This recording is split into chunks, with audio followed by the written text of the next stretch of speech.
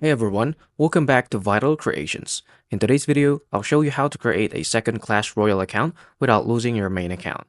Let's jump right in. Step 1 is to log out your current account. Open Clash Royale and tap hamburger icon 3 horizontal lines in the top right corner. Tap on Supercell ID and then click the gear icon and select Log Out. From there, set up your second account. On the login screen, tap Play without Supercell ID. Complete the practice games and tutorial. This is necessary for new accounts.